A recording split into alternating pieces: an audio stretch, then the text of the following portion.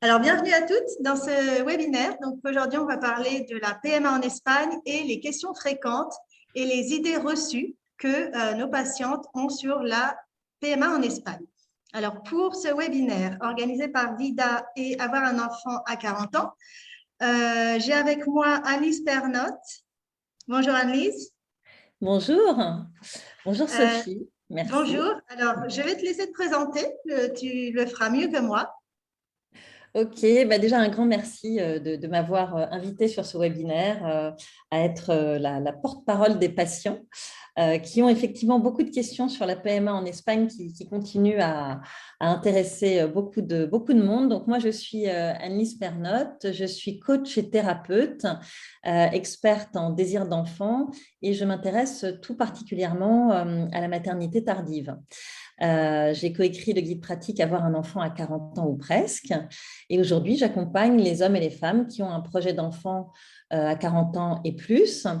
Je les accompagne sur tout leur parcours, depuis les problématiques de procréation jusqu'à l'arrivée de leur enfant et le postpartum. Voilà, en quelques mots, les activités. Très bien, merci Annelise. Et on va passer au docteur Katharina Spitz, alors, qui est directrice médicale de la clinique Vida Fertility à Madrid.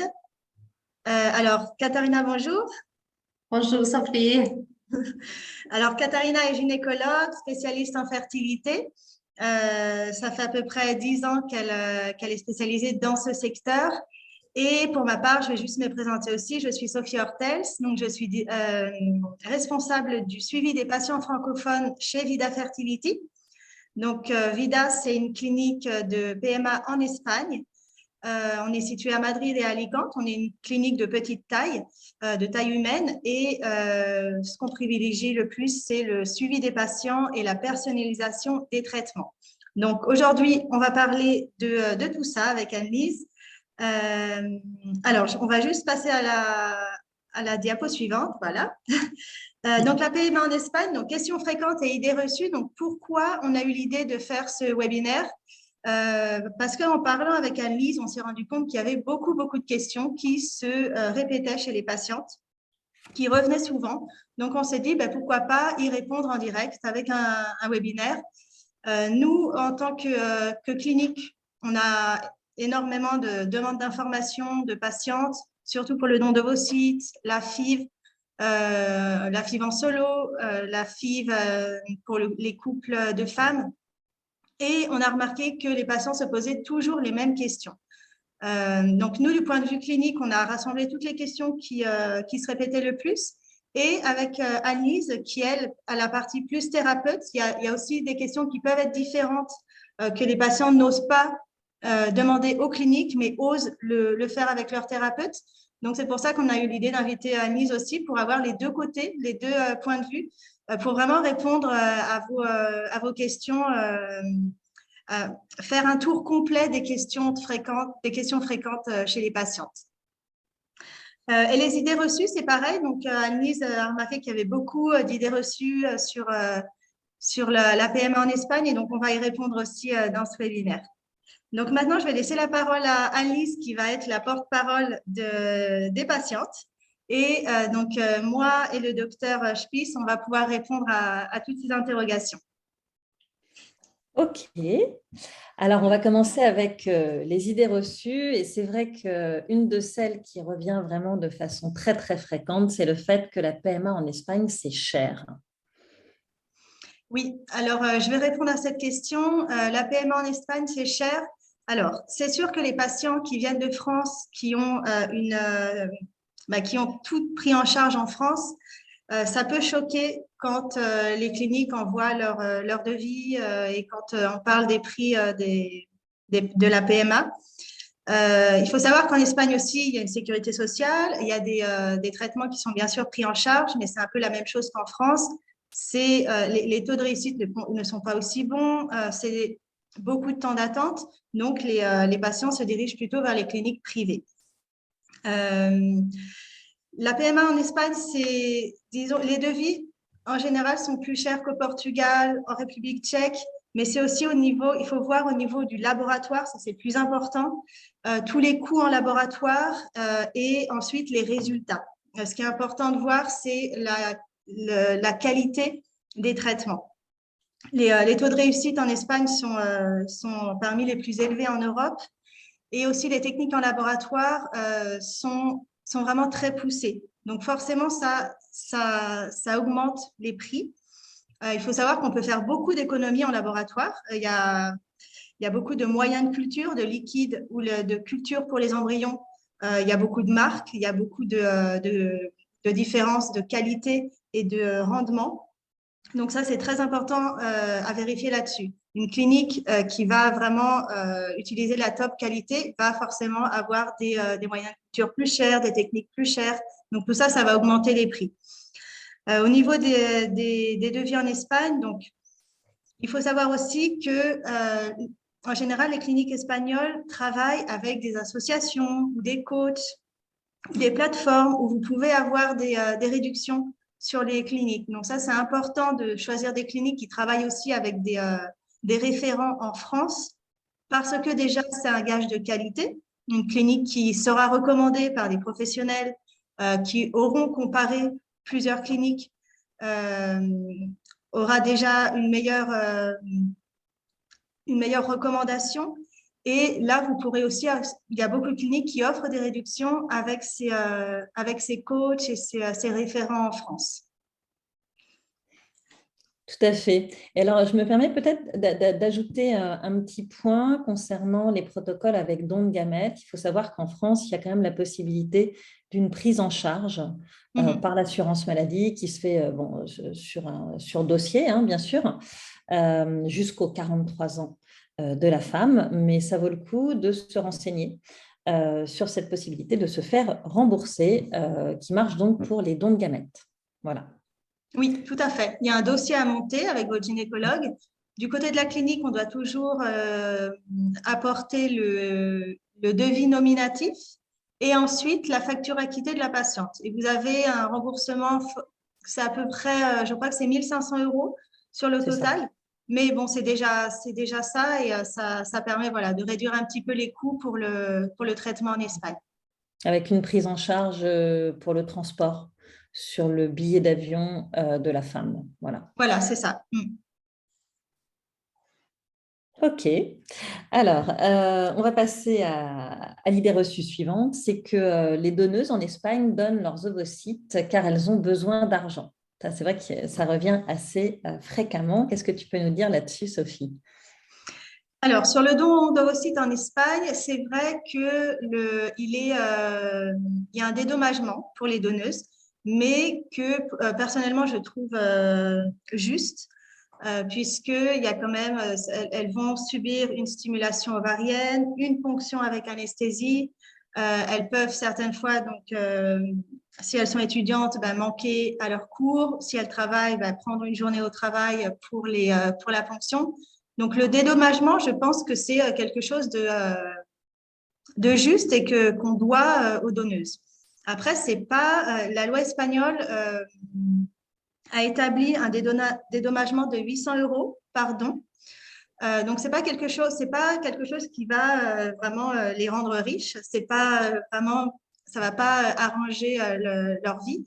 Donc, je dirais pas que c'est pour l'argent. De toute façon, les donneuses ont des consultations psychologiques avant de faire le don pour voir leurs intentions, pour vérifier si elles font ce geste complètement par générosité ou s'il y a autre chose. Donc, si on détecte qu'elles n'ont aucun intérêt à faire ce geste, à part pour l'argent, on ne prend pas la donneuse. Parce que c'est quelque chose, il faut vraiment être engagé pour suivre tout ce traitement.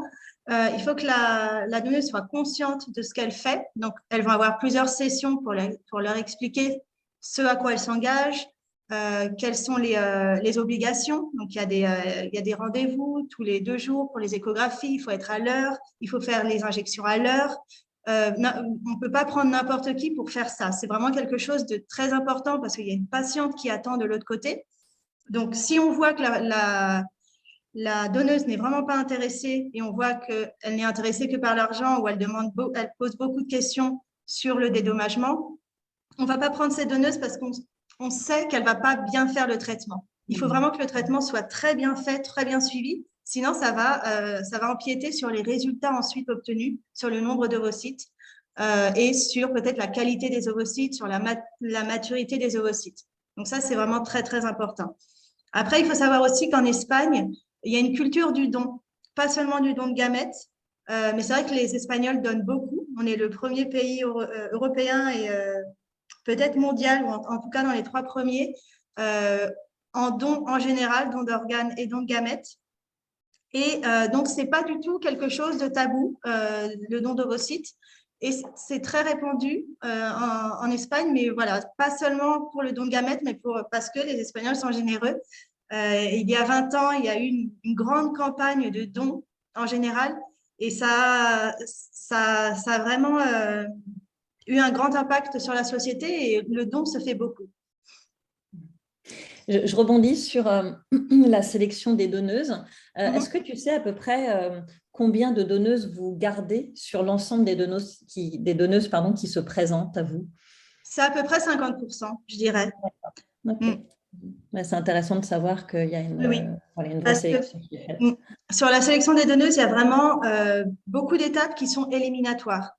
Donc, il y a d'abord les tests. Il y a d'abord un entretien avec une infirmière pour leur expliquer vraiment ce que c'est faire un don d'ovocytes. Si ensuite elles sont d'accord après ça, elles vont faire des tests de santé générale, des tests génétiques, des tests psychologiques et des tests de réserve ovarienne. Et chaque étape, en fait, va être éliminatoire. Et à la fin, sur toutes les candidates au don, c'est à peu près 50% qui restent, oui. Ok. Ok.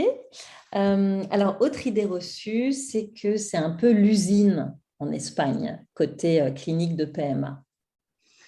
Alors ça dépend. C'est vrai que l'Espagne s'est énormément développée au niveau clinique de PMA, mais vous avez de tout en Espagne. Vous avez des grands centres, des grands groupes où là, peut-être que le patient ne sera pas aussi bien suivi que dans des petites cliniques. Ça, tout dépend en fait de la clinique que vous allez choisir. Ça peut être l'usine ou il y a des petites cliniques où là, le suivi est beaucoup plus rapproché et beaucoup plus personnalisé. Après, ça dépend des patientes aussi. Il y a des patientes qui ne vont pas vouloir un suivi personnalisé et qui veulent quelque chose de très rapide et très, voilà, sans trop de blabla autour de leur traitement. Donc, une grande clinique leur ira très bien. Il y a d'autres patientes qui ont besoin de plus de soutien psychologique, plus d'accompagnement. Et là, un petit centre, mais ça existe en Espagne, hein, il n'y a pas que les grands centres. Un petit centre, là, sera plus recommandé pour elles. Ok. Alors, autre question qui revient très souvent, c'est l'anonymat du don. Et qui est souvent présenté comme un problème parce qu'effectivement, l'enfant n'aura pas accès à ses origines. Oui, alors ça dépend aussi des patientes. Il y a beaucoup de patientes qui viennent en Espagne. Bon, pour la France, c'est pas... L'argument que je vais dire n'est pas tellement... ne concerne pas tellement la France, mais par exemple, en Angleterre, où le don n'est pas anonyme, il y a beaucoup de patientes anglaises qui viennent en Espagne pour l'anonymat. Donc, ça dépend des patientes. Vraiment, c'est un choix personnel. Certaines patientes vont vouloir absolument un don non anonyme et d'autres un don anonyme et ne rien savoir sur la donneuse. L'avantage du don anonyme, c'est peut-être qu'on a plus de donneuses. Les donneuses ne veulent pas qu'après 18 ans, l'enfant revienne les chercher, ne veulent pas cette responsabilité. Donc, c'est vrai qu'il y a plus de dons avec l'anonymat. Après, il y a des études qui ont été faites sur les enfants issus d'un don et ils le vivent bien, ils le vivent très bien. C'est pas, par exemple, comme l'adoption où là, il y a quand même un premier rejet de la mère génétique où là, ça peut être vécu plus difficilement, mais le don, c'est un cadeau, en fait, c'est un cadeau d'une femme à une autre et c'est pas d'après les études, hein, c'est pas mal vécu par l'enfant. Alors, il y a des psychologues qui recommandent de le dire très tôt à l'enfant, de le dire comme si c'était quelque chose de très naturel, très normal. Il y a des livres très didactiques pour expliquer ça aux enfants. Il ne faut pas tarder à le dire. Là, ça peut être vécu un peu plus mal par l'enfant, mais si on le dit très tôt et qu'on parle de ça comme quelque chose de naturel, que si c'est un don d'ovocytes avec le couple, avec le père et la mère dans la famille, ça va être bien vécu parce que il n'y a pas de rejet, il n'y a pas un premier rejet. Et si c'est un don de sperme, par exemple, pour mère célibataire, c'est pareil, c'est très fréquent maintenant, c'est plus du tout quelque chose de tabou dans la société. Et les études disent que c'est bien vécu. Il y a beaucoup de témoignages aussi comme quoi il n'y a pas de problème du non-anonymat. Oui, alors effectivement, je confirme, hein, moi aussi, j'ai des retours plutôt positifs par rapport au non-anonymat. Et puis, ce qu'on peut peut-être rajouter aussi, c'est que si l'enfant veut vraiment avoir accès à ses origines à 18 ans, eh bien, il existe des banques d'ADN. Voilà, et on peut, en envoyant un petit peu de sa salive, on peut finalement retrouver par la magie des matchings génétiques son donneur si on le souhaite, absolument. Mais c'est vrai que ce que j'avais lu aussi, c'est que la plupart des enfants issus de dons, finalement, ne ressentent pas le besoin, surtout si on n'en a pas fait un secret, d'aller à la rencontre de leur donneur ou de leur donneuse. Voilà, c'est ça. Ok. Alors, on va passer à la partie diagnostic.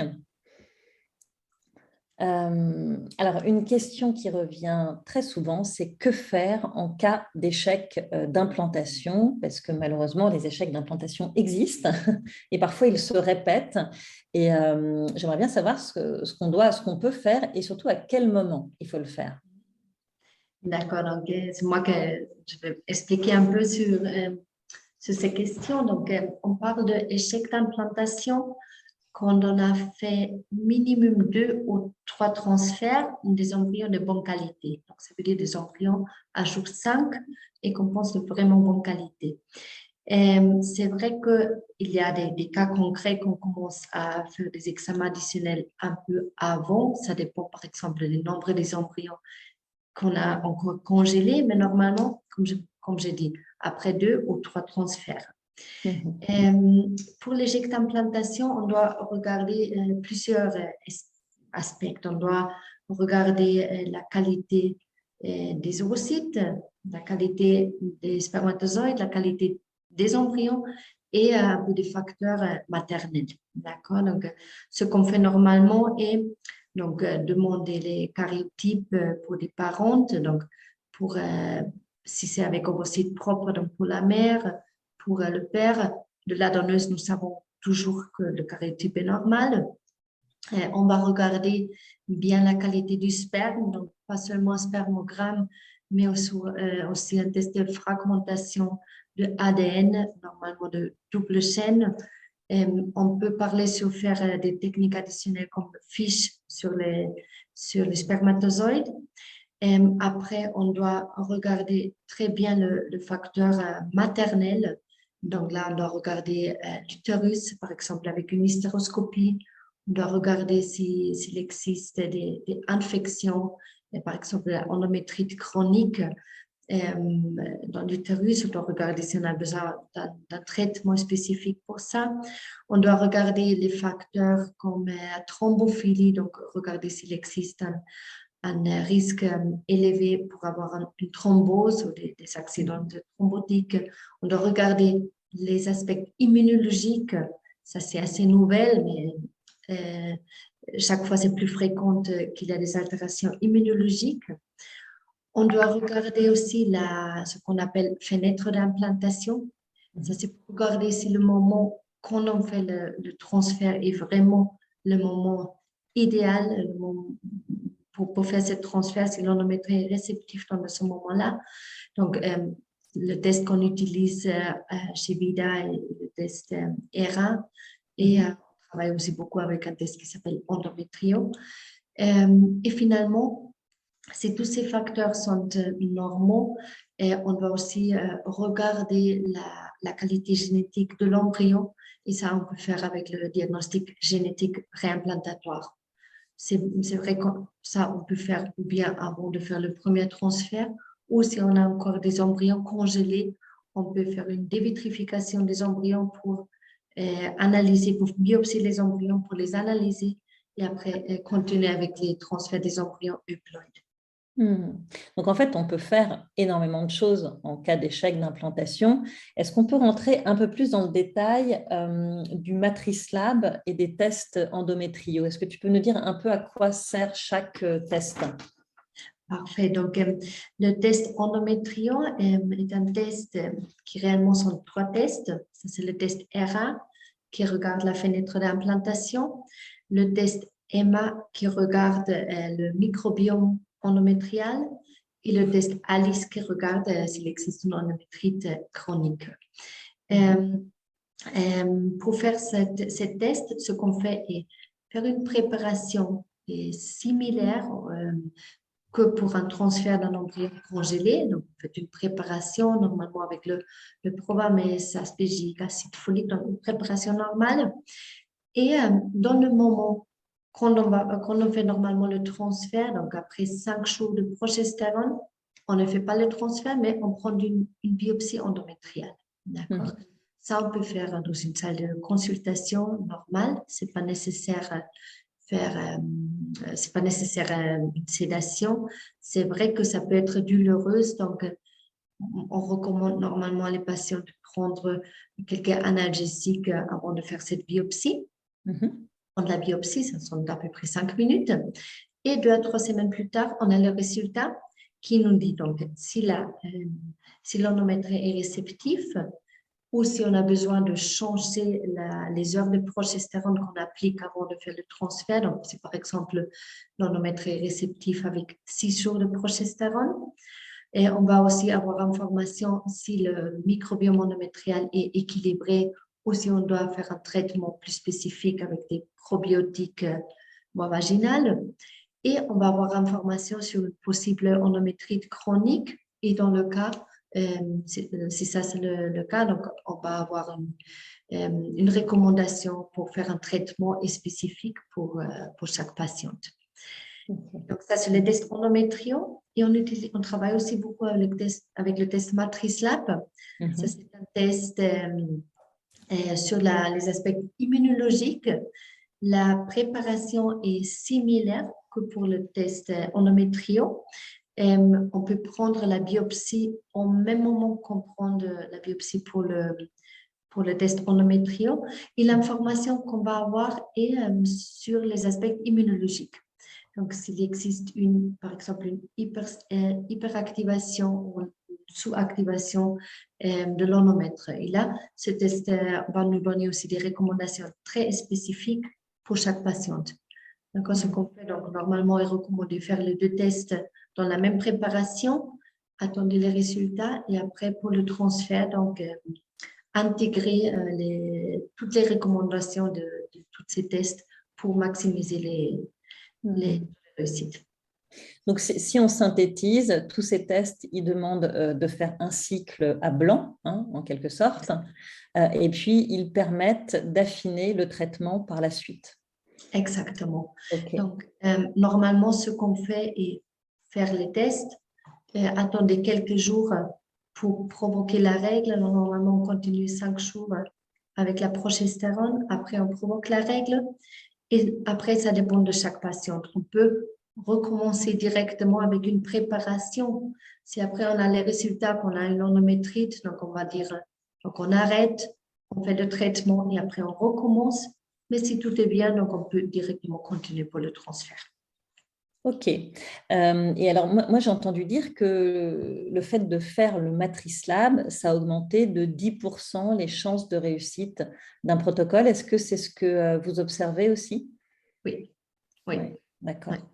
Et je dois dire que moi, j'ai plusieurs clientes qui ont fait le Matrice Lab et pour qui les choses ont fonctionné après le Matrice Lab. Alors après, on ne sait jamais exactement pourquoi ça marche. Il y a toujours une part de mystère, mais c'est intéressant de voir qu'effectivement, dans la réalité, il y a quand même un effet Matrice Lab. Oui. Ok. Alors, on va parler des fausses couches. Parce que les fausses couches, ça reste un grand mystère. Elles sont nombreuses, surtout quand on avance en âge. Euh, les fausses couches, quelles peuvent être leurs origines et comment est-ce qu'on peut essayer de les prévenir? Mhm. Donc, dans les cliniques de paiement, dans les consultations, on parle toujours un peu sur le groupe échec d'implantation et fausse couche de répétition parce que c'est vrai que malheureusement, ce sont des patientes similaires, non, les cas similaires. Donc, quand on a eu plusieurs fausses couches, c'est vrai qu'on doit faire des examens qui sont similaires à ce que j'ai expliqué maintenant. Okay. Et donc, on doit regarder surtout les aspects hématologiques, donc thrombophilie, pour regarder s'il existe un risque élevé et pour avoir une thrombose ou donc des problèmes de formation de placenta. On doit regarder aussi les aspects immunologiques. C'est vrai que je pense que la immunologique est un peu plus tôt. Donc, ça, c'est plus pour l'implantation que pour les fausses couches, mais on le regarde toujours aussi.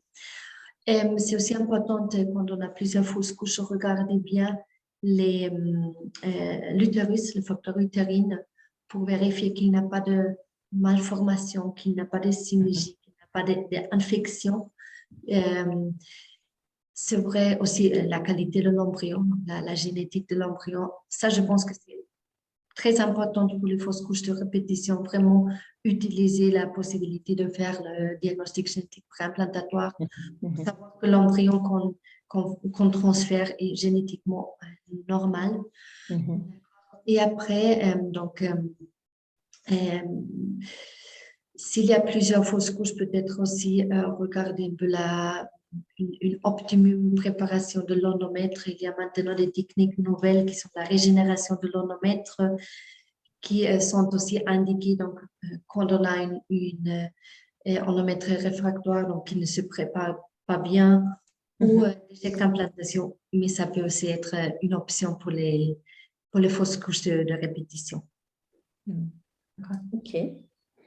Merci beaucoup pour cette réponse très complète.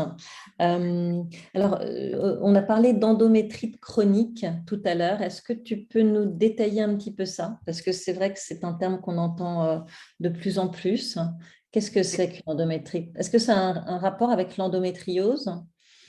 Non, donc l'endométrite est une infection de l'endomètre, donc une infection de l'utérus. On peut différencier entre une endométrite aiguë, donc qui peut peut-être nous donner quelques symptômes, mais l'endométrite chronique normalement est asymptomatique, donc on note rien, d'accord? Et on peut le voir. Par exemple, si on fait une hystéroscopie, c'est vrai qu'on peut avoir des hystéroscopies avec une cavité complètement normale, avec un aspect normal, mais il y a aussi des signes hystéroscopiques qui peuvent nous indiquer qu'il existe une infection. Donc, par exemple, une hypervascularisation ou l'endomètre, donc une couleur différente, normalement c'est un peu plus rouge, ou quelques synergies qui peut nous indiquer qu'on a eu une infection ancienne, par exemple. Normalement, le diagnostic, on le fait avec une biopsie. Ça s'appelle le CD138. On peut aussi faire le test ALICE qui inclut ce test. Et après, une fois qu'on a les résultats, normalement, donc, le traitement, c'est avec une thérapie antibiotique. Et normalement, on ajoute aussi des corticoïdes, donc le cortencil. C'est vrai que... Et est-ce que vous rencontrez souvent des endométrites chroniques? Est-ce que c'est une pathologie qui surgit souvent dans les parcours de paiement? Donc, pour les patientes, en général, c'est pas très souvent. Donc, si on fait pour toutes les patientes ce test-là, je pense que c'est moins de 10%. Mais si c'est pour des patientes sélectées, donc d'échec d'implantation ou fausse couche de répétition, là, c'est vrai qu'on a, je pense, vers 30, peut-être aussi 30% ou plus. D'accord. Ok, ok. Donc, ça peut être vraiment un facteur d'échec d'implantation ou de fausse couche. Et c'est intéressant, du coup, de faire le test Alice pour essayer d'aller détecter ça. Ok. Oui. Euh, Pardon, c'est aussi très important, je pense, faire ce type de test si on a eu des fausses couches tardives. Mais, d'accord. Quand parce que tu dis là, fausse couche tardive, c'est à partir de quand pour toi, les fausses couches tardives? donc, à partir de semaine 13-14, D'accord, ok. on en pense déjà que l'embryon est normal, donc on en Hmm. pense que les facteurs génétiques euh, Et sont écarté. normaux. Et donc, là, on doit commencer à penser pour les possibles infections. Ok, ok. Alors, tu as évoqué les tests génétiques tout à l'heure. C'est vrai qu'on entend parler du KIR HLA. Quand est-ce qu'il faut faire ce test génétique et en quoi consiste-t-il? Donc, le test KIR et HLA-C, on fait surtout quand on pense qu'il y a des altérations immunologiques entre une couple ou pour les patients qui ont déjà fait plusieurs transferts avec échec d'implantation et quand on doit chercher une donneuse ou un donneur. D'accord? Normalement, on commence avec l'examen des KIR de la patiente euh, pour regarder si elle est type A ou type B. Donc, B, ça veut dire ou bien AB ou BB. Si la patiente est AB et BB, on pense normalement qu'il n'y a pas de problème d'incompatibilité entre elle et le conjoint ou avec une donneuse. D'accord? Mais si c'est le contraire, si la patiente dit KIR AA, on doit regarder le HLA-C de la patiente et du conjoint. Et s'il y a des altérations, donc ça c'est très spécifique et normalement on parle aussi avec la immunologique pour nous donner vraiment des indications spécifiques. Mais normalement si c'est le cas, donc ce qu'on va recommander est chercher une donneuse avec HLA C1C1, donc pour éviter d'avoir une incompatibilité entre la patiente et le conjoint et la donneuse. Et on va recommander de transférer un seul embryon parce que là on a vu que il y a moins de matériel pas génétique propre, pour dire comme ça. Et comme ça, l'effet immunologique, donc l'effet de rejet sont diminués. D'accord? Donc, chercher une donnée spécifique et transférer un seul embryon. Dans le cas, il y a des incompatibilités. Du coup, quel est le facteur déclencheur d'un KIR HLA? Dans quelles circonstances parce que j'imagine que tout le monde ne fait pas ça et pourtant, on ne sait pas finalement si on est compatible avec le donneur ou la donneuse. Donc, qu'est-ce qui vous pousse à faire ce test? Donc, normalement, on ne le fait pas au début. On peut le faire, mais normalement, on le fait quand on pense vraiment qu'il y a des échecs d'implantation ou qu'il y a des altérations immunologiques. C'est vrai qu'on peut l'offrir au début pour les patientes qui vraiment souhaitent faire tous les examens, mais c'est aussi vrai que c'est un test qui n'est pas, donc c'est pas très très cher, mais c'est pas gratuit. Donc, on doit regarder un peu tout au début quand on commence. Moi, personnellement, je ne le recommande pas le faire au début parce que c'est aussi quelque chose d'assez novel. Donc, c'est pas qu'on change la donneuse et on va 100% avoir d'une réponse, d'une bonne réponse, ou une implantation. Mais ça sont des examens complémentaires qu'on recommande surtout quand on regarde qu'il y a des altérations. D'accord, ok. Ok, merci pour cette réponse très précise. Alors, on va parler un peu des hommes et du spermogramme. Alors, quand est-ce qu'on doit faire une étude détaillée chez l'homme? Quand est-ce qu'on doit aller voir peut-être un peu au-delà du spermogramme qui donne déjà des indications dont tu vas nous parler, mais à quel moment il faut aller faire des examens complémentaires?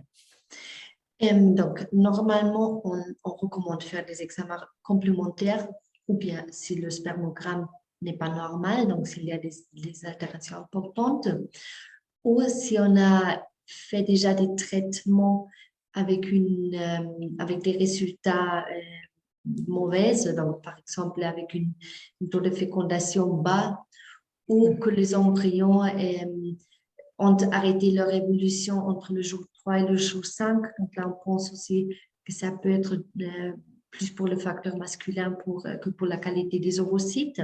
Mhm.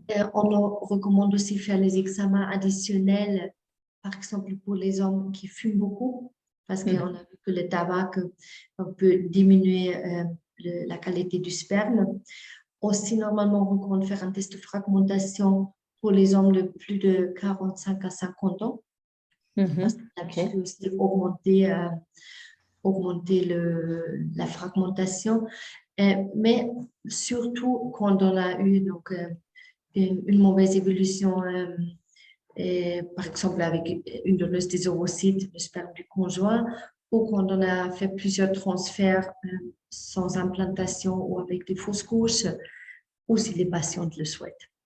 Donc, c'est quand même intéressant de rappeler que on peut avoir un bon spermogramme, mais pas forcément des spermatozoïdes de bonne qualité et qu'il ne faut pas hésiter à aller voir un peu plus loin. Et ça, vraiment, j'insiste là-dessus parce qu'on a tendance à penser que, hop, avec le spermogramme, c'est bon, c'est fait.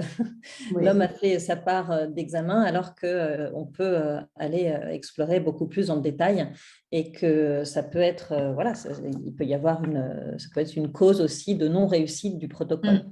Exactement. Donc, normalement, c'est vrai quand on a un spermogramme ou plusieurs spermogrammes qui sont complètement normaux, on doit penser que ça c'est normal, mais ça dépend beaucoup de chaque laboratoire. Ça dépend de où on a fait le spermogramme.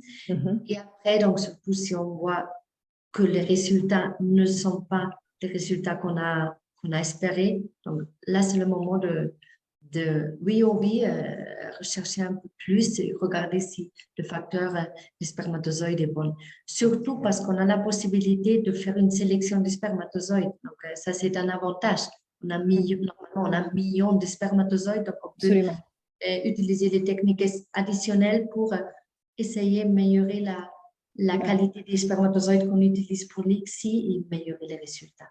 Bien sûr. Donc, je note aussi que ta recommandation, c'est de choisir le labo où on va faire son spermogramme parce qu'il y a des différences de qualité dans le spermogramme, en fait, dans la réalisation du spermogramme. OK. Ouais. OK, très bien. Alors, on va passer au traitement. Voilà, aux questions qui vont concerner les traitements. Une des questions qui revient souvent, c'est qu'est-ce que c'est qu'une FIV sur un cycle naturel ? Et est-ce qu'un cycle naturel, c'est plus intéressant qu'un cycle artificiel? Est-ce que ça joue sur la réussite du protocole? D'accord. Donc, une FIV sur un cycle naturel et une FIV où on ne fait pas de stimulation, où on n'utilise pas de stimulation, ou on utilise une stimulation très, très faible. D'accord? Pour normalement se connaître et donc, travailler seulement avec le follicule, l'ovocyte qui est sélectionné de forme naturelle, ou bien avec donc, la stimulation, essayer de faire s'agrandir 2, maximum 3 follicules.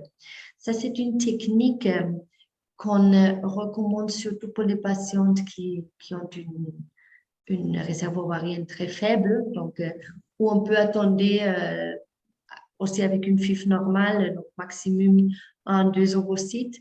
Donc, c'est pour faire le traitement un peu moins agressif, pour essayer avec une stimulation faible, donc améliorer la qualité des ovocytes. Mais c'est vrai qu'on dans la ponction, donc si on a seulement 1 ou 2 follicules, donc on peut attendre maximum 1-2 ovocytes matures. Donc tout ça diminue aussi le taux de réussite. Donc ça, c'est une option pour des femmes ou bien qui n'ont pas une réserve ovarienne optimum pour essayer un dernier cycle ou pour essayer, donc avant de changer pour un don d'ovocytes. Et c'est aussi intéressant pour des femmes qui, pour des raisons d'autres maladies, donc ne peut pas faire une stimulation avec les hormones. Donc là, on peut essayer aussi vivre dans un cycle naturel. D'accord? Et du coup, par rapport aux chances de réussite entre cycle naturel et cycle boosté, il n'y a pas vraiment de différence? Normalement, donc, ça dépend beaucoup de l'âge de la femme, d'accord? Mais c'est vrai, si on fait une stimulation avec un dosage hormonal normal, donc pour avoir un bon nombre des ovocytes, c'est vrai qu'après, on va avoir un meilleur nombre des embryons. On fait une sélection embryonnaire dans le laboratoire et on a normalement des embryons de meilleure qualité, simplement parce qu'on fait une sélection et ça augmente le taux de réussite. D'accord? Mais c'est vrai que si on a un cycle avec un ovocyte de bonne qualité et on a un embryon de bonne qualité, donc on peut avoir une grossesse, bien sûr. Oui, bien sûr, il suffit d'un seul. Il faut le rappeler. Ouais. Tout à fait. Alors, on en a parlé un petit peu tout à l'heure. Enfin, on a parlé de la régénération de l'utérus, mais on parle aussi de la régénération ovarienne. Est-ce que tu peux nous en dire un peu plus? Parce que ça, c'est quand même assez récent. Et c'est vrai qu'on entend parfois le terme rajeunissement ovarien, qui est quand même très porteur d'espoir. Voilà, j'aimerais bien que tu nous en dises un peu plus sur ces techniques qui font un peu rêver. Donc, oui, c'est vrai, ça c'est une technique assez récente. Moi, personnellement, je préfère l'appeler régénération ovarienne, d'accord? Parce que ce qu'on essaie avec cette technique est améliorer la réponse ovarienne quand on fait une stimulation, d'accord? Donc, ce qu'on fait, ici, on travaille avec le plasma riche en facteurs de croissance. Donc, ça veut dire qu'on fait un prélèvement sanguin pour la patiente. On fait de la préparation de ces prélèvements pour isoler les facteurs de croissance. Et après, ce qu'on fait est injecter les facteurs de croissance dans les ovaires. D'accord? Donc, ça, c'est similaire à une fonction ovarienne, mais ce qu'on fait est injecter les facteurs de croissance. Dans les deux ovaires, ça, c'est avec une sédation. On le fait le même jour qu'on a fait le prélèvement. Et l'idée est que ce facteur de croissance peut stimuler les follicules latentes. Donc, les follicules qui sont là, qui sont dans les ovaires, mais qu'on ne voit pas dans l'échographie. Et donc, ça, c'est un processus qui prend du temps. Donc, ce qu'on recommande est faire 2 fois cette instillation, donc cette injection des ovaires. La première fois, donc dans la deuxième part du cycle, dans la phase lutéale. Après, 1 mois plus tard, on fait une deuxième instillation. Et après, on attend la règle. Et avec cette règle, on commence la stimulation pour une FIV. Et ce qu'on essaie est donc avoir une meilleure réponse. C'est vrai qu'on ne peut pas attendre des miracles, donc on peut peut-être attendre avoir 2, 3 ovocytes plus, mais donc ça peut changer beaucoup pour chaque femme. D'accord? Et alors, qu'est-ce que vous observez, vous, sur le terrain par rapport à ça, justement, depuis que vous le pratiquez? Est-ce que, j'imagine qu'il n'y a pas de statistiques, mais sur le terrain, qu'est-ce que vous observez? Est-ce qu'il y a des améliorations? Donc, ce qu'on a étudié jusqu'à ce moment-là et pour l'expérience qu'on a avec les patientes et qu'on a une petite meilleure réponse. Donc, normalement, comme je dis, 1, 2, 3 ovocytes plus. Donc, si avant, on a eu 1 ou 2, donc 1 ou 2 plus, donc c'est le double. D'accord? Oui, absolument. Donc, ce n'est pas négligeable. Exactement. C'est vrai que ce qu'on a observé jusqu'à maintenant est que la qualité des ovocytes ne change pas. D'accord? Donc, ça, c'est surtout pour les femmes donc, maintenant, on recommande jusqu'aux 42 ans, mais vraiment, on recommande pour les femmes de moins de 40 ans parce que là, on a encore une bonne. Donc, on pense qu'on a une bonne qualité génétique. OK. Donc, on n'a pas encore vraiment trouvé la façon d'améliorer la qualité des ovocytes, alors si ce n'est par l'hygiène de vie, hein, bien sûr. Malheureusement, pour le moment, pas. Donc, on verra dans quelques ans quand on a des études plus grandes. Donc, je pense que là, c'est le moment qu'on pourra dire un peu plus détaillé sur la qualité. Parfait. Et alors, la régénération de l'utérus, comment ça se passe? Donc, ça, c'est la première part du traitement, c'est similaire. Donc, ce qu'on fait aussi, un prélèvement sanguin pour chaque patiente, pour préparer pour isoler les facteurs de croissance. Et après, ce qu'on fait est diviser cet échantillon du facteur de croissance en plusieurs parts, parce que là, on peut le congeler. D'accord? Donc, ce qu'on fait normalement est le premier jour que la patiente vient à la clinique, on fait l'échantillon, fait l'analyse du sang, et ce jour-là, on fait un premier traitement. Pour ce type de traitement, c'est plus facile parce que ce qu'on fait est une instillation des facteurs de croissance dans l'utérus. Ça, c'est similaire à un transfert d'un embryon ou une insémination. D'accord? On peut le faire dans la consultation. Ça ne fait pas mal. Ce qu'on fait, introduire un petit cathéter dans la cavité. Et là, on fait l'instillation des facteurs de croissance. Après, la patiente doit rester vers 15 à 20 minutes. Et après, elle peut continuer avec sa vie normale. Pour le traitement complet, normalement, on fait 3 instillations par cycle. Normalement, la première, c'est 1 semaine avant le transfert. La deuxième, 5 jours avant le transfert. Et la troisième, 3 jours avant le transfert. Donc, on le fait dans le même cycle que la préparation. Ça veut dire que la patiente, normalement, reste environ 1 semaine, 10 jours sur place. Donc, pour faire les installations et le transfert. D'accord? Et un grand avantage est que normalement, on peut congeler les facteurs de croissance et comme ça, donc avec une seule prise du sang, on a suffisamment de matériel pour faire 2 cycles de traitement pour le transfert. Ok, merci pour ces précisions sur ces nouvelles techniques.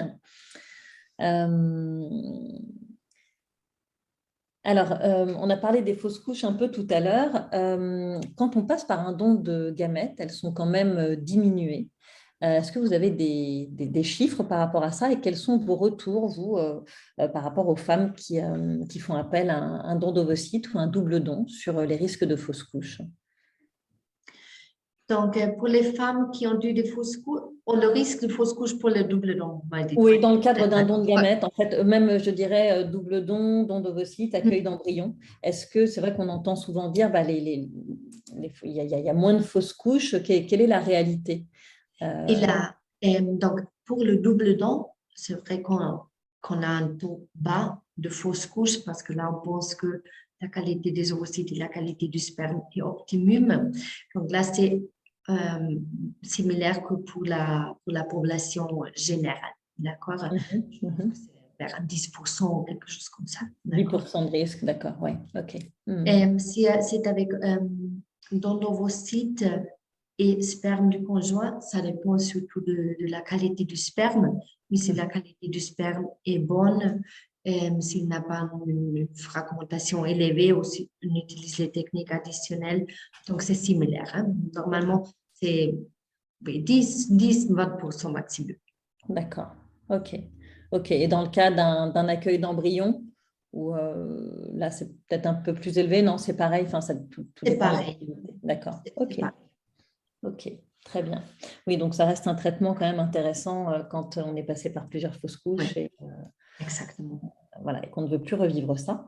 On doit dire, alors, aussi, quand même quand on fait le DPI, donc le diagnostic génétique préimplantatoire, il existe toujours un petit risque, une fausse couche, qui n'est pas pour les altérations génétiques, mais c'est aussi vrai qu'on peut avoir des mutations nouvelles, hein, des altérations génétiques, de nouvelles formations dans un embryon ou des altérations dans certains gènes qu'on ne peut pas regarder, qu'on ne peut pas analyser dans le DPI. Donc, le risque n'est jamais zéro. Mais bien sûr, bien sûr.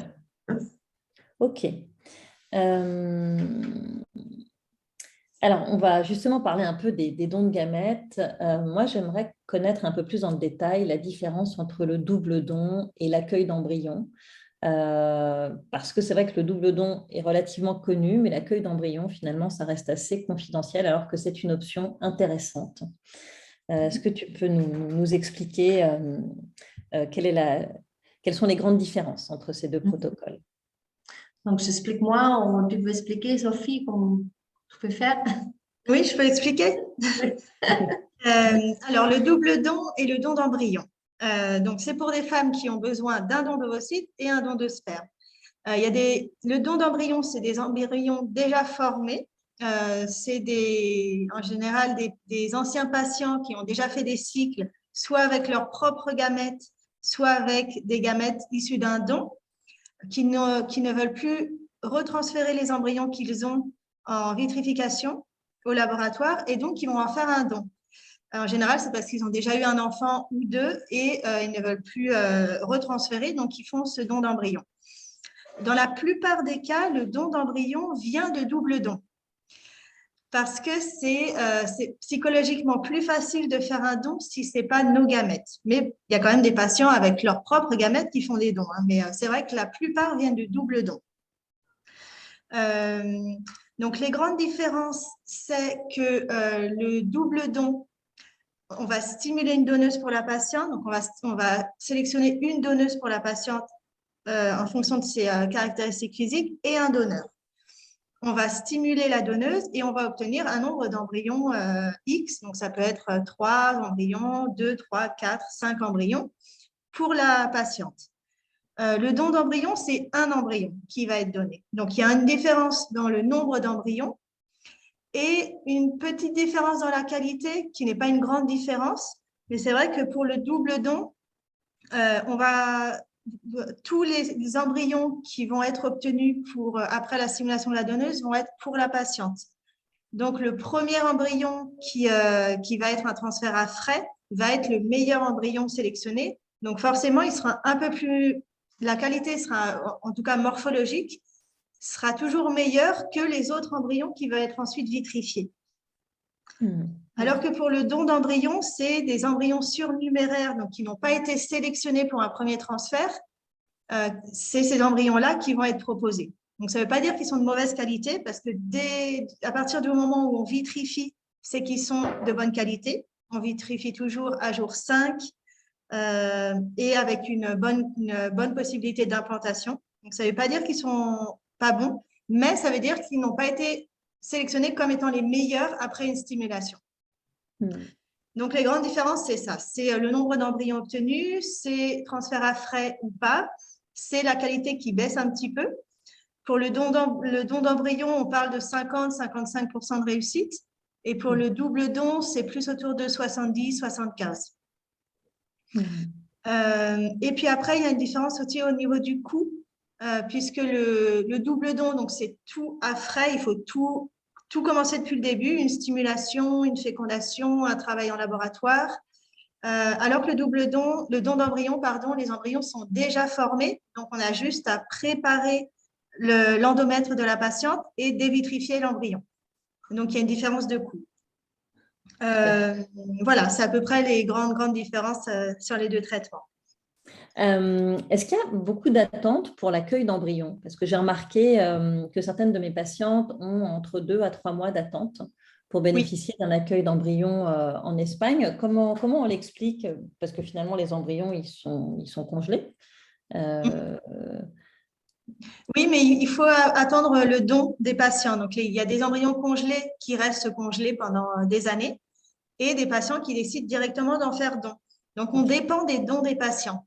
C'est sûr, là, on parlait avant des grands centres et des petits centres. Pour le don d'embryons, il y aura sûrement moins d'attente dans les grands centres parce qu'il y a plus de patients, donc plus de possibilités de dons. Dans les petits centres, il y aura sûrement des temps d'attente un peu plus longs.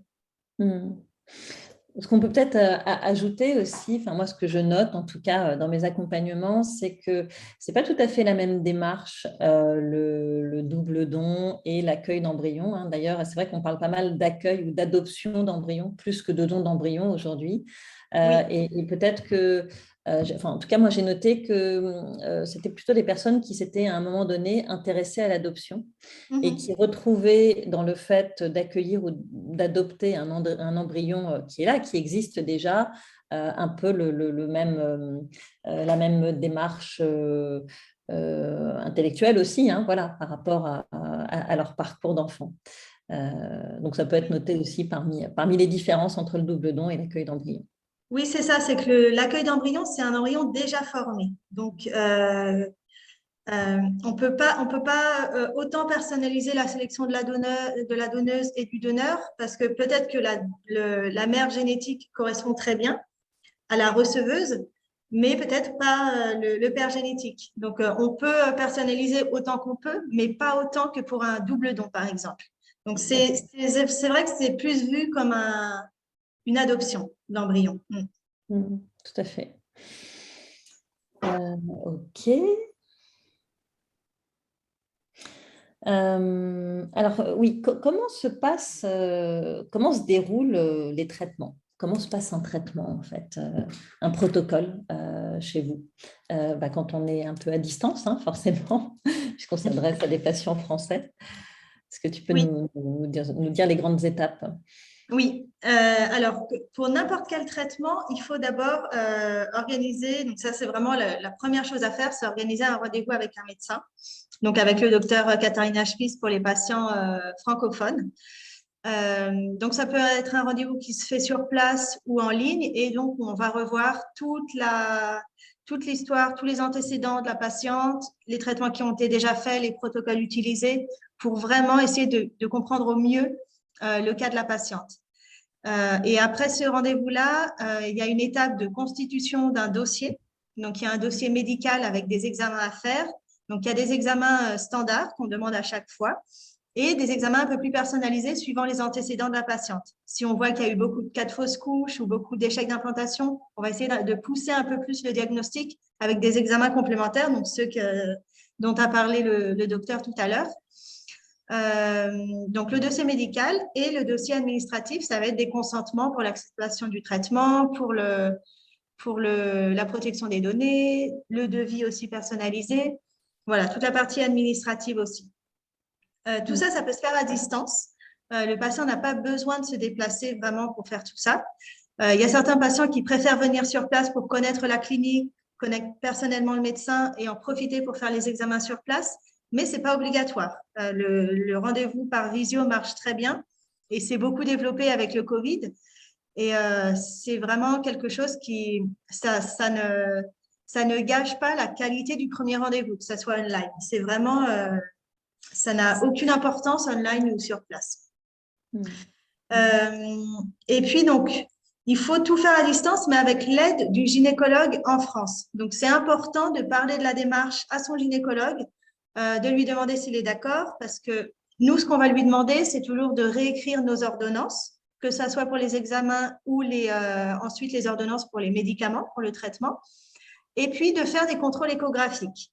Donc, il faut qu'il soit assez disponible, surtout si c'est une FIV, donc une stimulation ovarienne, parce qu'il y a des contrôles échographiques très rapprochés. Donc, il faut que le gynécologue soit au courant et que sur la période de la stimulation soit assez disponible au cas où on demanderait une échographie d'un jour sur l'autre, par exemple, si on voit que la patiente a besoin encore d'un jour de plus de stimulation. Et voilà, et on a vraiment besoin de l'accompagnement du gynécologue en France. Donc ça, c'est important avant de faire la démarche, d'en parler à son gynécologue ou de rechercher un gynécologue qui soit d'accord pour la suivre. En général, maintenant en France, c'est vrai qu'il y a beaucoup plus de gynécologues qui acceptent et qui sont ouverts là-dessus. Ce n'est pas comme il y a 10 ans où là, ils étaient plus réfractaires. Il y a encore des gynécologues qui sont réfractaires, mais maintenant, c'est vrai que la plupart sont disponibles et comprennent tout à fait les démarches. Oui, tout à fait. Et tout ça, donc, à distance, nous, on envoie toujours un plan de traitement détaillé, les ordonnances, et on suit de près la patiente. Donc, s'il y a quoi que ce soit, la patiente peut nous contacter. Et ensuite, donc, pour le déplacement, les patientes doivent se déplacer donc, pour la dernière partie du traitement, entre la ponction et le transfert des embryons. Ça fait rester à peu près 1 semaine sur place. D'accord, c'est-à-dire qu'on peut faire ponction plus transfert en 1 semaine. Oui, si on fait le transfert à frais. Alors, il y a certaines fois où le transfert n'est pas fait à frais, soit parce que l'endomètre n'est pas prêt, soit parce qu'on fait un diagnostic génétique sur les embryons. Donc, dans ce cas-là, on est obligé de vitrifier les embryons et d'attendre les résultats génétiques qui mettent à peu près 3 semaines. Donc, c'est toujours en 2 fois. C'est 2 fois de courte période plutôt qu'une fois 1 semaine. Ok. Après, il y a des traitements comme l'insémination artificielle où là, la patiente ne reste qu'un jour sur place. C'est vrai que l'insémination artificielle, on le recommande moins, mais bon, c'est des traitements qu'on fait aussi. Oui, parce que dans certains cas, l'insémination peut être préconisée même quand on a une réserve ovarienne basse et quand on a passé 40 ans. C'est peut-être un petit point là-dessus. Enfin, Oui, pour les patientes qu'on pense qu'on peut leur recommander, donc on va les expliquer toujours dans le premier rendez-vous, toutes les options. Par exemple, pour des femmes célibataires qui n'ont jamais fait un traitement, on peut les expliquer, on peut commencer avec ce type de traitement. C'est vrai que ça dépend beaucoup de l'âge. Moi, je pense que ça, c'est des facteurs déterminants et la perméabilité des trompes, bien sûr aussi. Mais on peut l'offrir, d'accord? C'est vrai que le taux de réussite sont plus bas. Donc, finalement, normalement, les patients décident directement commencer avec la FIF pour maximiser les options, mais aussi parce qu'elle doit voyager, elle doit peut-être prendre des vacances pour venir en Espagne. Donc, finalement, normalement, on essaie de maximiser les options. D'accord? Mais l'insémination, c'est un traitement qu'on utilise, qu'on peut offrir et qu'on a des possibilités. Ok. Sophie, tu disais que c'est important d'avoir un gynécologue allié en France, évidemment. Est-ce que, en tant que clinique Vida Fertility, vous pouvez recommander des gens? Vous avez des gynécologues avec lesquels vous travaillez et que vous recommandez en France pour voilà, les couples ou les femmes qui n'auraient personne? Alors, on ne travaille pas directement avec eux, mais on a des recommandations. Donc, on a souvent des contacts avec les gynécologues qui nous envoient directement les échographies, donc qui collaborent avec nous. Donc là, on les recommande directement. Et sinon, on a des anciennes patientes qui nous recommandent leur gynécologue. Donc, on a une liste de gynécologues suivant les villes qui ont déjà suivi des patientes venant en Espagne. Et donc, on sait qu'ils sont d'accord et qu'ils sont ouverts là-dessus. Ok. Et puis rien de mieux que voilà, des gynécos qui ont été testés et approuvés par les patientes. Ok. Peut-être un mot sur le diagnostic préimplantatoire. C'est vrai qu'on en a parlé un peu en filigrane là. Dans quel cas c'est intéressant de le faire et est-ce que ça peut être alors, je ne sais pas si le mot dangereux est bon, mais est-ce qu'il peut y avoir quand même des contre-indications à ce diagnostic préimplantatoire? Donc, on recommande le DPI, surtout pour les femmes de plus de 39-40 ans, parce que là, on pense que la qualité génétique des ovocytes donc, commence à se diminuer peu à peu, donc on commence à avoir plus d'embryons avec altération génétique. C'est aussi vrai qu'on recommande cette technique quand on a des altérations dans le spermogramme ou quand on a eu plusieurs fausses couches ou plusieurs échecs d'implantation. C'est vrai que, par exemple, pour un don d'ovocytes avec le sperme du conjoint qui est complètement normal, on n'a pas une indication médicale stricte, mais on peut quand même le faire si la patiente souhaite le faire. Et s'il y a plusieurs, est-ce qu'il y a aussi une question de quantité? C'est-à-dire que si on a beaucoup d'embryons, ça vaut le coup d'essayer de trouver le meilleur du premier coup pour éviter d'avoir plusieurs transferts. Si par malchance on tombe sur le meilleur embryon à la fin. Donc, il y a aussi la question de la quantité. Exactement, ça c'est aussi une très bonne option. Donc, si on voit qu'on a une patiente qui finalement donc, a eu par exemple 8 blastocystes, donc on va le parler déjà pendant la stimulation et pendant les premiers jours du laboratoire de cette technique-là pour donc essayer simplement de sélectionner les embryons qui réellement nous donnent des options pour avoir une grossesse et avoir un bébé et pour éviter donc vitrifier un nombre grand des embryons parce que finalement donc, on doit aussi savoir ce qu'on peut faire après avec cet embryon congelé. Oui, tout à fait. D'autant que la vitrification a un coût quand même. On en parlera un petit peu dans le maintien, tout ça. Exactement. Mm.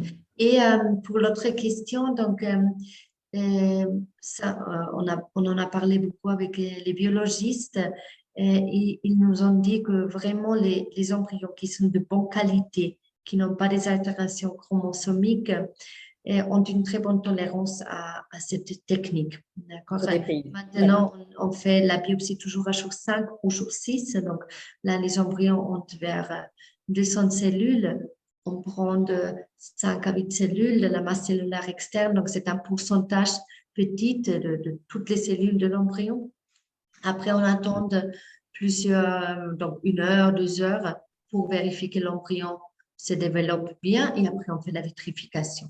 D'accord? Et comme tout ça, donc, on peut savoir, on peut informer les patients que vraiment le risque pour les embryons sont minimum. D'accord? D'accord. OK. OK, très bien. Super. Alors, on va aborder les questions qui sont plus, qui concernent plus le laboratoire. Question qui revient très souvent et sur lesquelles moi j'ai eu plein d'avis différents. Les transferts en frais sont-ils plus efficaces? Donc, il y a beaucoup de patientes qui pensent que oui, mais réellement, avec les études qui sont faites et qu'on a vu jusqu'à maintenant, on doit dire, on doit informer qu'il n'a pas de différence entre le taux de réussite si on fait un transfert d'un embryon frais ou un embryon congelé. Okay. Pourquoi? Parce que ça dépend surtout de la qualité de l'embryon. La qualité ne change pas avec la vitrification et la dévitrification et ça dépend de la préparation de l'onomètre. Donc, si par exemple on voit qu'on a un onomètre qui n'est pas bien préparé ou qu'on a un taux de progestérone qui est déjà élevé avant de commencer à prendre la progestérone, ou si la patiente a commencé à saigner, quelque chose comme ça, on va l'informer, on va dire, donc on préfère vitrifier tous les embryons, faire de nouveau une préparation et optimiser les taux de réussite. Ok, donc pour toi, il n'y a aucune différence entre frais et congelé et c'est juste que frais, ça sonne un peu plus, un peu plus sexy et du coup, voilà, c'est pour ça qu'il y a tendance à avoir une plus grosse demande pour du transfert en frais. Ok. Très bien. Alors, oui, il y a un autre point important, c'est tout ce qui va concerner la classification des embryons. C'est compliqué d'avoir une réponse claire là-dessus parce que le retour de mes patientes, c'est que, de mes clientes, pardon, c'est que les cliniques, la clinique leur dit, voilà, vous avez un embryon classifié A, c'est super, vous avez toutes les chances que ça marche. Et puis finalement, ça ne marche pas. Et après, on leur explique que finalement, cette classification, elle ne veut pas dire grand-chose, etc. Donc, est-ce que voilà, tu peux aussi revenir là-dessus et nous dire quel est l'intérêt de classifier les embryons si en fait, ça n'a pas tant d'importance que ça? Donc, oui, on utilise une classification des embryons parce qu'on doit les classifier. Ça, c'est surtout donc, pour savoir donc, quel embryon est l'embryon avec la meilleure morphologie, avec la meilleure évolution morphologique pendant ces 5 jours de laboratoire. Donc, chez nous, ce qu'on utilise normalement est une classification qu'à jour 5 nous donne donc par exemple, la classification 5AA, ça c'est normalement le meilleur, d'accord? Et donc, le numéro est de 0 à 6. Donc, 6 est un embryon qui déjà se sort de la membrane, 5 est normalement un blastocyste bien expandu. Et après, la lettre, la première lettre peut être ABC. Donc, A, c'est le meilleur, C, c'est une qualité plus bas. La première lettre est pour la classification de la masse cellulaire interne, donc le futur bébé. La deuxième lettre est pour la masse cellulaire externe, donc la future placenta. Donc, c'est vrai que morphologiquement, donc 5AA ou 6AA est meilleur que 3CC, par exemple. Mais quand on fait donc, beaucoup de cycles avec le DPI, on a vu que la classification morphologique ne correspond pas toujours avec la classification, la qualité génétique. D'accord? Donc, réellement, ce qui importe est la qualité génétique. C'est aussi vrai que les biologistes commencent à classifier les embryons à jour 2. Normalement, à jour 2, on peut déjà dire A, B, C, D. Et le problème est si à jour 2, on a une classification C, à jour 3, on ne peut pas dire non, maintenant c'est une classification B. Donc, on ne peut pas améliorer la classification. D'accord. D'accord. Okay. Donc, on préfère pas toujours informer avec de la classification. Réellement, les patientes, donc on se met en Internet, on peut lire beaucoup. Plein de choses. Et finalement, ce qui importe, c'est qu'on a un embryon un jour 5, qu'on a un blastocyste exposé, on a un blastocyste bien formé et que les biologistes nous confirment. Donc, ça, c'est un blastocyste qu'on peut transférer ou qu'on peut vitrifier, qu'on pense vraiment que ça peut nous donner un bébé.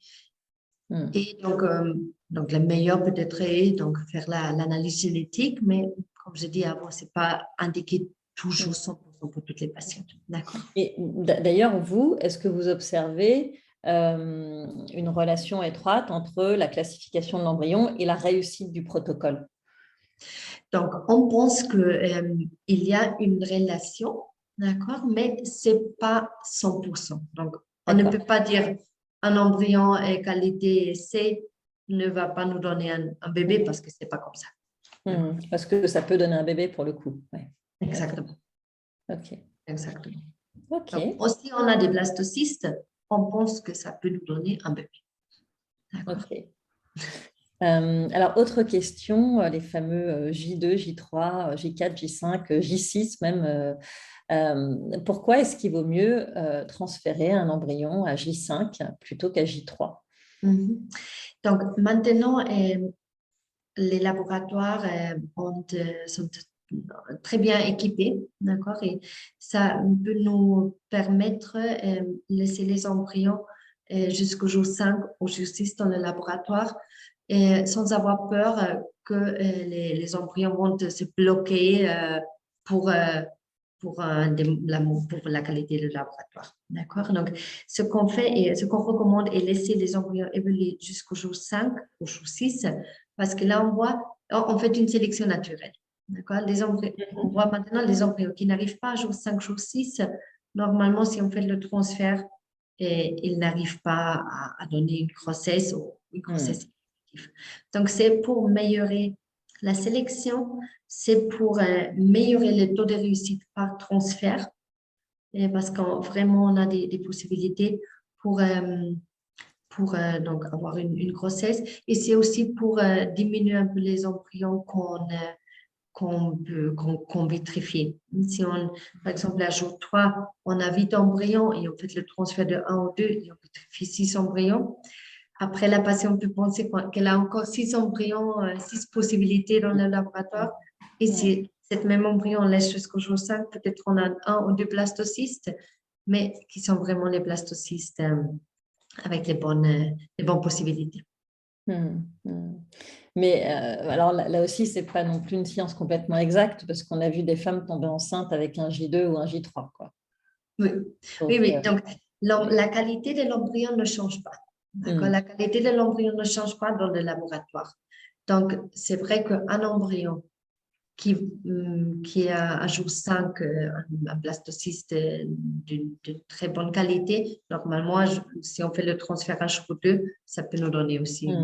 C'est surtout pour sélectionner les embryons qui n'arrivent pas à jour 5 ou jour 6, donc des mauvaises qualités. Oui, comme tu dis, la sélection naturelle. Exactement. Ok.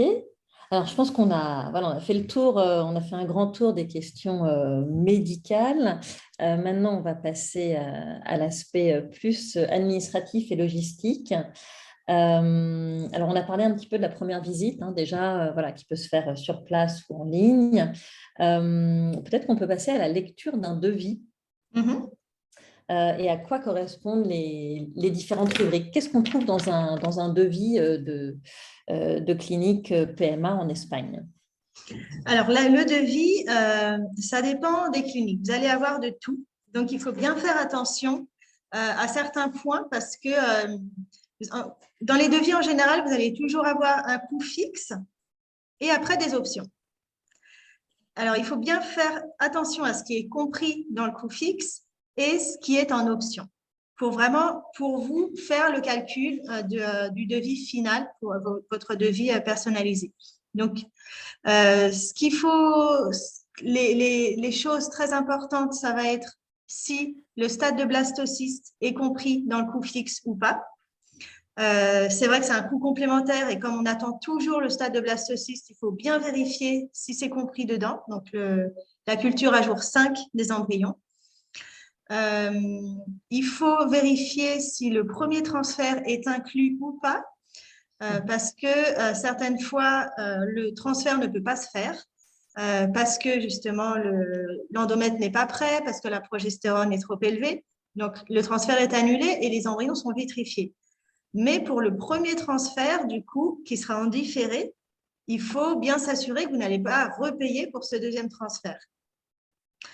Donc ça, c'est un point important à vérifier. Ensuite, vous avez la vitrification des embryons. Donc ça, en général, c'est toujours à part puisqu'on ne sait jamais si vous allez avoir des embryons restants. Mais quand même, si c'est pour un don d'ovocytes, par exemple, il y a quand même de bonnes chances que vous ayez un bon nombre d'embryons et donc des embryons restants. Donc, c'est toujours un coût qu'il faut prendre en compte parce que c'est fort probable qu'il va être ajouté sur le devis. Donc, la vitrification des embryons. Ensuite, vous avez d'autres options en laboratoire comme l'embryoscope. Donc, l'embryoscope ou un incubateur time-lapse. L'embryoscope, c'est une marque, mais il y en a d'autres.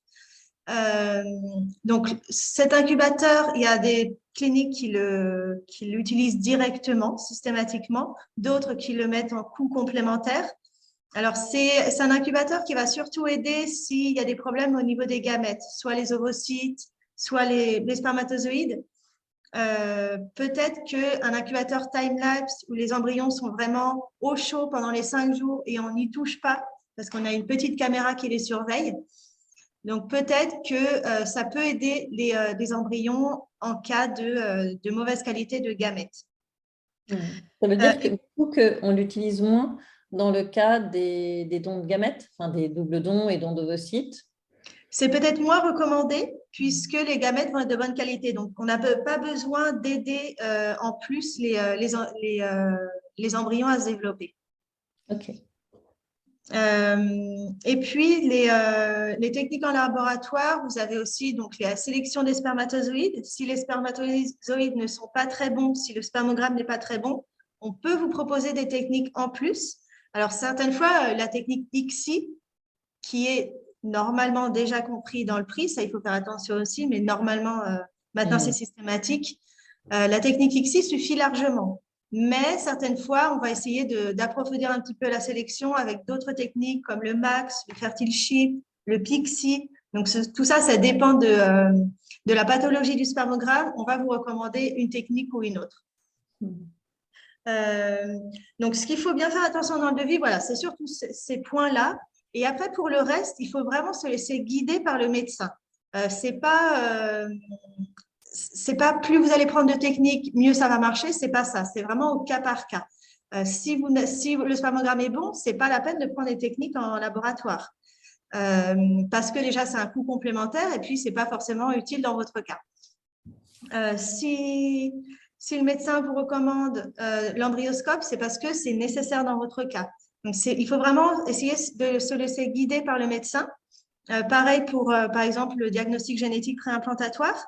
Le médecin va vous dire, vous pouvez le demander vous si vous voulez, hein, mais le médecin va quand même vous recommander médicalement si dans votre cas, c'est intéressant ou pas. Il y a plein de techniques aussi, par exemple, le test de compatibilité génétique entre la donneuse et le patient, donc le conjoint, pour voir s'il n'y a pas une incompatibilité au niveau génétique, c'est-à-dire au niveau il peut y avoir des maladies monogéniques. Donc, on est tous porteurs d'une maladie sans le savoir, mais on est porteurs, simplement. Si les deux géniteurs sont porteurs, dans ce cas-là, l'enfant peut être atteint de cette maladie-là. Il n'y a que 3% de risque qu'il y ait une incompatibilité, mais vous pouvez le demander aussi. Voilà, il y a plein d'options comme ça qui sont pas forcément, enfin, qui vont pas être compris dans le coût total, qui sont pas forcément indiqués dans votre cas. Et il faut vraiment demander à votre équipe médicale pour voir si, dans votre cas, c'est intéressant ou pas. Mais ça sert à rien de tout prendre parce que ça va pas vous donner plus de chances de réussite. C'est vraiment au cas par cas. C'est intéressant de le rappeler, absolument. Oui. Ouais, tout à fait. Ok. Alors oui, autre question qui m'a été posée à plusieurs reprises. Quand est-ce que la signature du conjoint et la prise de sang est nécessaire dans le cadre d'un protocole de PMA? Dès le départ. Dès le départ, donc dès le premier rendez-vous, la patiente doit remplir une fiche médicale avec ses antécédents et c'est à ce moment-là qu'on lui demande si elle est célibataire ou en couple. À partir du moment où elle est en couple, on a besoin absolument des sérologies de monsieur, même si ça va pas être ça va pas être son sperme qui va être utilisé. Oui. On a quand même besoin des sérologies du partenaire puisque à partir du moment où il y a un risque de transmission sexuelle, il faut qu'on vérifie ça. Donc, dès le départ, on a besoin de la signature du conjoint. D'accord, ouais, c'est important de rappeler ça. Ok, c'est pour cette raison précise. Oui, c'est pour ça. Transmission sexuelle. Ok, oui, d'accord. c'est pour ça. Parfois, c'est vraiment les. Enfin, moi, j'ai quelques clientes qui sont un peu tombées des nues par rapport à ça parce qu'elles ne voyaient pas bien le. Voilà. Oui. Même par exemple pour les couples de femmes, même si la conjointe ne fait rien d'actif dans le traitement, on a besoin de ces sérologies. Ça aussi. D'accord. Ok. Ok. Et la dernière question, c'était comment se fait un cycle à distance? Alors, c'est un peu ce qu'on a dit la dernière fois, la dernière question sur le protocole à distance. C'est vraiment avec l'aide du gynécologue. Okay. Donc, il y a vraiment, nous, ce qu'on essaye toujours, c'est de donner un plan de traitement le plus détaillé possible. Il ne faut pas que la patiente se sente perdue. En général, quand on envoie le plan de traitement, après, elles ont toujours un petit point par téléphone avec moi pour être sûres qu'elles aient bien compris le plan de traitement. C'est pareil pour l'achat des médicaments. On aime bien aussi vérifier si tout a bien été acheté, parce que certaines fois, il y a le produit, mais il n'y a pas les seringues, ou il y a les produits, mais il n'y a pas le stylo injecteur. Donc ça, c'est important de vérifier tout ça. Donc, le cycle à distance, c'est pas facile, parce que pour la patiente, surtout parce qu'elle peut se sentir un peu perdue, mais on essaye d'être le plus possible, très présent pour voilà, tout vérifier et que tout soit bien compris pour qu'il n'y ait pas d'erreur dans le traitement.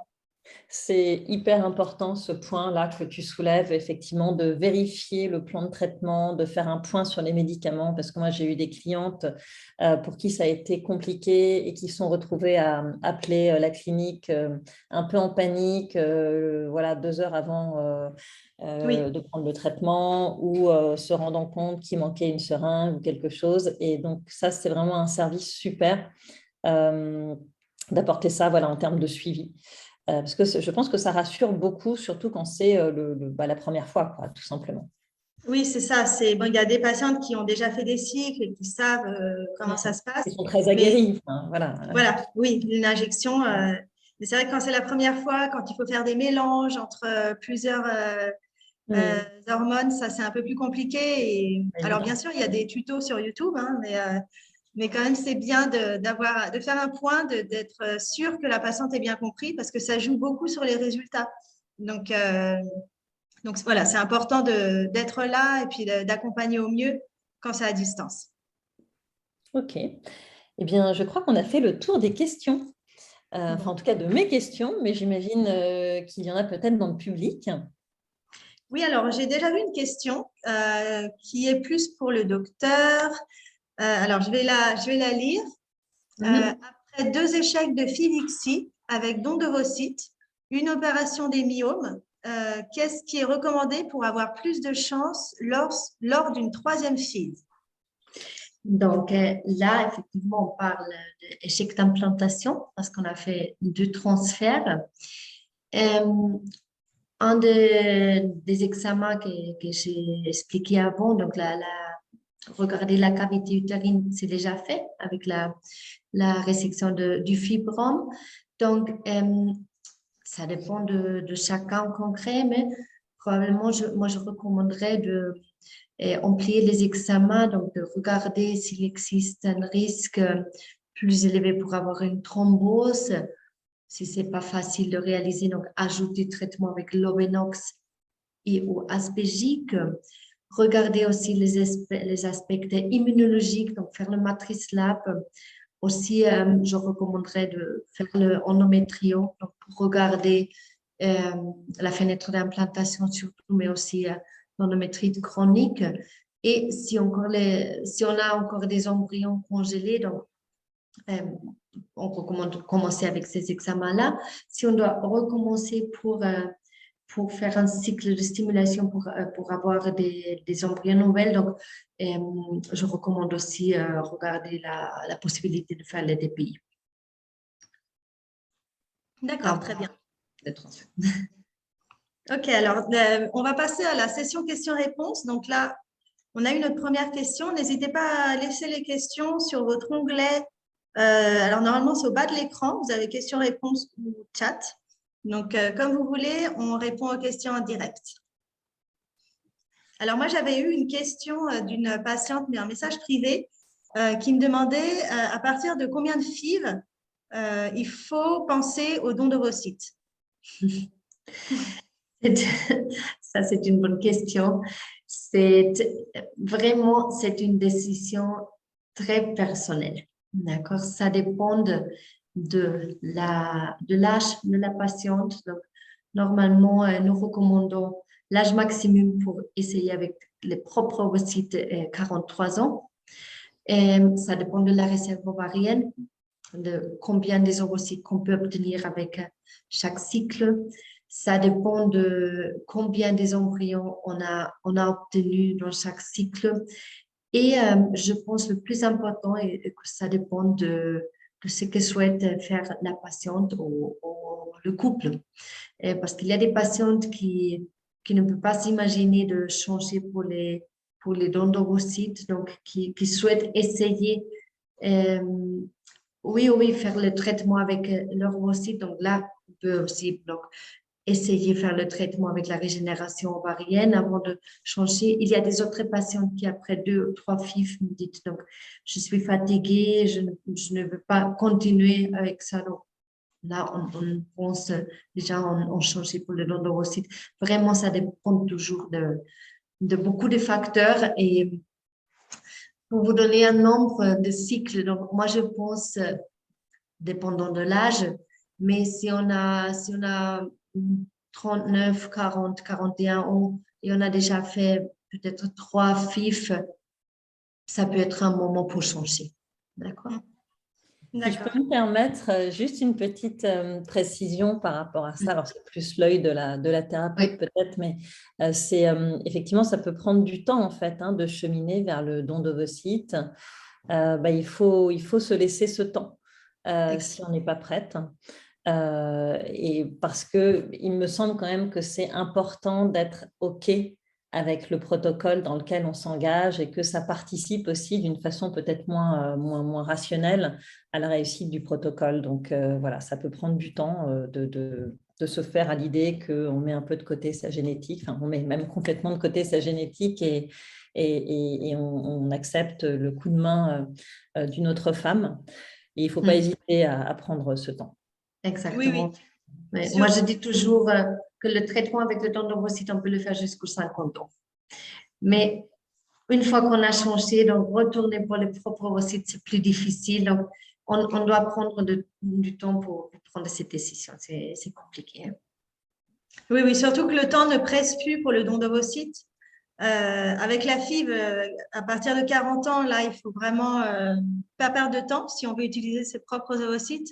Mais pour le don d'ovocytes, on peut prendre son temps. Et c'est vraiment très important parce que si vous faites le traitement à contre-cœur, si vous n'êtes pas vraiment sûr de ce que vous faites, c'est très compliqué après pour la grossesse, pour tout le questionnement avant qu'arrive l'enfant. Donc, c'est vraiment important de faire tout ce travail avant.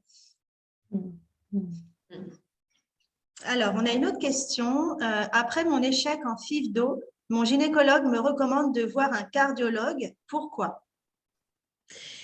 Donc, un cardiologue, j'imagine que c'est pour faire les examens de thrombophilie, du risque, d'évaluer le risque d'une thrombose ou des altérations de thrombophilie. Normalement, c'est bien avec un cardiologue ou un hématologue, donc ça dépend de chaque pays, mais j'imagine que c'est pour ça, pour évaluer donc s'il y a une indication d'ajouter un traitement, par exemple avec Aspégique, avec Lovenox, avec les deux, et pour aussi, ça on demande normalement pour des femmes de plus de 45 ans, donc 45 ans, pour être sûr qu'il n'y a pas de contre-indication pour faire un traitement et pour avoir une grossesse. Alors, on a beaucoup de questions. J'espère qu'on aura le temps de répondre à toutes les questions. Alors, une autre question. La FIV avec le don d'ovocytes se fait sur un cycle normal ou artificiel? Donc, normalement, on le fait avec un cycle artificiel, donc un cycle substitué, pour avoir la possibilité de synchroniser le cycle de la donneuse et de la patiente. Et comme ça, pouvoir faire le transfert des embryons frais. Mais, comme on a dit avant, donc le taux de réussite de transfert d'un embryon frais à un embryon congelé sont le même. Donc, s'il y a des patientes qui préfèrent ne pas prendre médication et faire le transfert dans un cycle naturel, c'est aussi une option qu'on peut faire. C'est vrai que pour les patientes qui habitent loin, donc qui viennent à Espagne pour faire le transfert, normalement, c'est plus facile de s'organiser avec un cycle substitué parce qu'on peut déterminer la date quand vous pouvez venir pour faire le traitement. Mais réellement, si on peut s'organiser, on peut aussi utiliser le cycle naturel. Les taux de réussite sont très, très similaires entre cycle naturel et cycle substitué.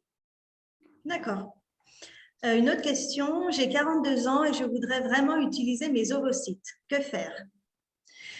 Donc, avec 42 ans, normalement, on va vous recommander faire une FIV. Si la réserve ovarienne est normale ou acceptable, on va vous recommander faire une FIV avec le DPI, avec le diagnostic génétique préimplantatoire. Pour vous donner une idée, avec 42 ans, on estime qu'à peu près 20% des embryons sont normaux. Donc, ça veut dire que 80% des embryons ont des altérations génétiques. Et c'est pour ça qu'on recommande donc faire une sélection des embryons à jour ça avant de faire le transfert.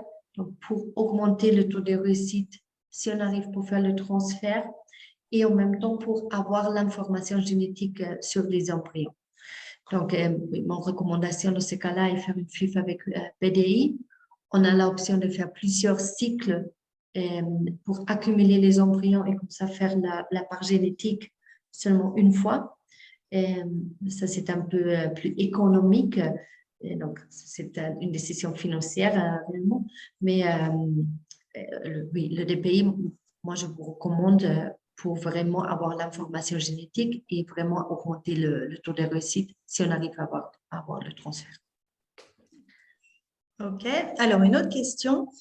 Le spermogramme de mon conjoint est dit bon et normal et pourtant, sur les 5 embryons AJ2 que nous avons eus avec 8 ovocytes en don, il n'est resté qu'un seul blastocyste. Le test fragmentaire est-il nécessaire? Merci beaucoup.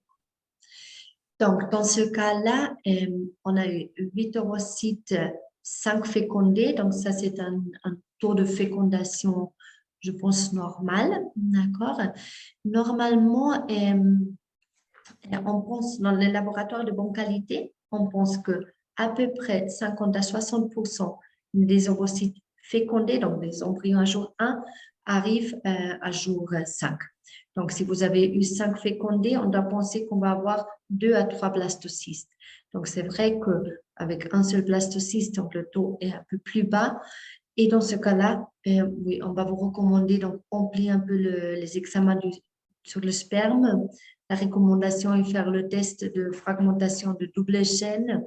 Et si c'est pas possible ou si ça coûte très cher, donc on peut aussi recommander directement utiliser une technique de sélection des spermatozoïdes donc, pour essayer d'améliorer la qualité des embryons. OK. Alors, une autre question, et après, je pense que ça sera bon. Alors, il y a une question sur les coûts du double don. Alors, pour les coûts, je vous invite à nous écrire directement pour demander les devis informatifs. Et comme ça, on vous informera vraiment sur votre cas. Une autre question sur la limite d'âge dans notre clinique. Alors, on accepte les patientes jusqu'à l'anniversaire des 51 ans, donc sur l'année des 50 ans. Et puis, alors, une question. Bonjour, merci pour toutes ces informations. À 42 ans, quelles sont les chances d'avoir un bébé, avec ou sans don d'ovocytes, peu importe, car les discours en France sont pénibles et culpabilisants. Donc, avec 42 ans, avec les ovocytes propres, si on ne fait pas le DPI, moi, je pense que le taux de réussite pour chaque transfert sont entre 10 et 20%. Et comme j'ai dit avant, le taux d'embryon euploïde avec ovocytes propres sont vers 20%. Si on arrive pour avoir un embryon euploïde et on fait le transfert, on arrive pour avoir des taux de grossesse réellement bonnes de vers 60 à 75%. Et pour le don d'ovocytes, si la qualité du sperme est normale, les taux de réussite sont beaucoup plus élevés. Donc là, avec un embryon, on est vers 60 à 70% et avec deux, 70 à 80%.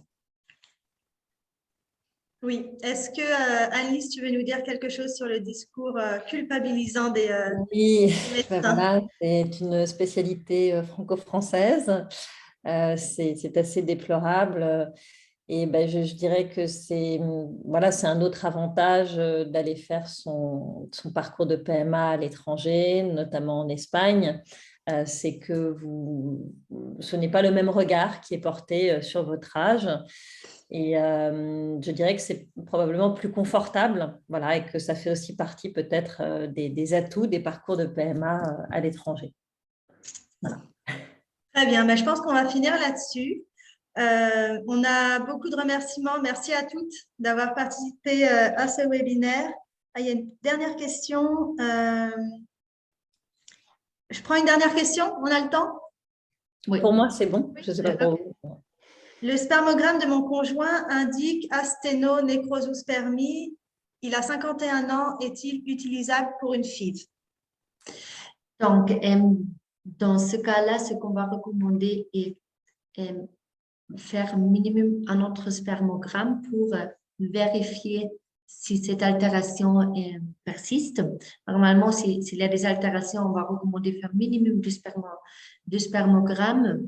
Normalement, on recommande aussi le faire avec pas trop de jours d'abstinence, donc maximum 3-4 jours d'abstinence, peut-être meilleur quelques jours moins pour éviter une fragmentation.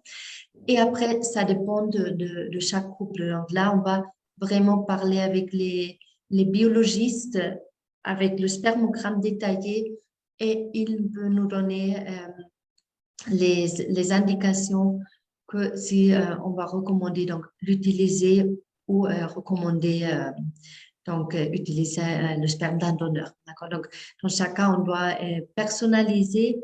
Si les patientes sont intéressées à utiliser le sperme du conjoint, on va faire tout ce qui est dans notre main pour utiliser ce sperme. Mais vraiment, si on pense que ça vaut pour la part, que les possibilités sont meilleures avec le sperme d'un donneur, on va aussi vous dire. D'accord? Donc, vraiment, c'est une question très personnalisée qu'on doit faire voir bien le spermogramme. Et pour le regarder, si vous voulez, vous pouvez nous envoyer par mail à Sophie. Je peux parler avec le biologiste et après, je peux vous donner une réponse un peu plus détaillée. Très bien. Ben, on va finir là avec les questions. Alors, merci à toutes d'avoir participé au webinaire. Juste la dernière diapositive. Alice. Pardon. Oui, pardon. Pardon. Non, non, c'est rien. Alors, donc, pour tout ce qui est aspect, si vous avez besoin d'un suivi, n'hésitez pas à écrire à Anne-Lise. Vous avez ici son Instagram, mais je vais vous envoyer aussi un mail avec ses coordonnées pour pouvoir la contacter directement. Et puis, si vous avez besoin de parler avec le docteur, si vous avez besoin d'avis médicaux sur votre cas, n'hésitez pas à nous écrire aussi. On est là pour vous aider. En tout cas, tous les rendez-vous d'information sont gratuits. Donc, vous pouvez avoir un deuxième avis médical.